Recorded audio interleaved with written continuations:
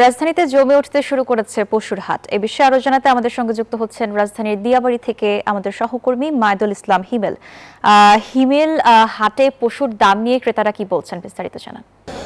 জি মেঘলা, ধন্যবাদ আপনাকে। আমি এই মুহূর্তে রয়েছি রাজধানীর দিয়াবাড়ির উত্তরার দিয়াবাড়ির যে পশুর হাট রয়েছে সেই পশুর হাটে, এবং এখানে কিন্তু সকাল থেকে ক্রেতা যারা আসছেন তাদের কোরবানি পশু ক্রয় করার জন্য, ক্রেতারা কিন্তু দামের বিষয়ে অভিযোগ করছেন। তারা বলছেন যে গত বছরের তুলনায় বা অন্যান্য বছরের তুলনায় এবছর কিন্তু পশুর দাম কিছুটা বাড়তি তারা বলছেন, এবং এই বিষয়ে বিক্রেতাদের সাথে কথা বলে যেমনটি জানা গিয়েছে যে আসলে গোখাদ্যের দাম বেড়ে যাওয়া সহ এবং পরিবহন ব্যয়, যেহেতু কিছুদিন আগে জ্বালানি তেলের মূল্য বৃদ্ধি করা হয়েছে, সে কারণে তাদের পরিবহন ব্যয় কিছুটা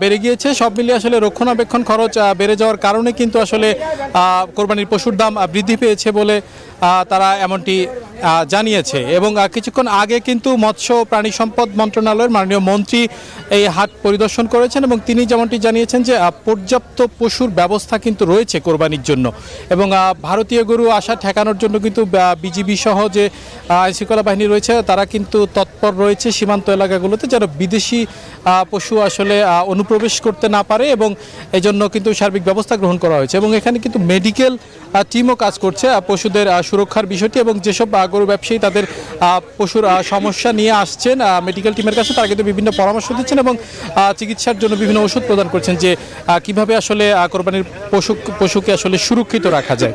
তো এই ছিল আমার কাছে রাজধানীর উত্তরার দিয়াবাড়ির পশুর হাট থেকে সবশেষ সংবাদ। মেঘলা।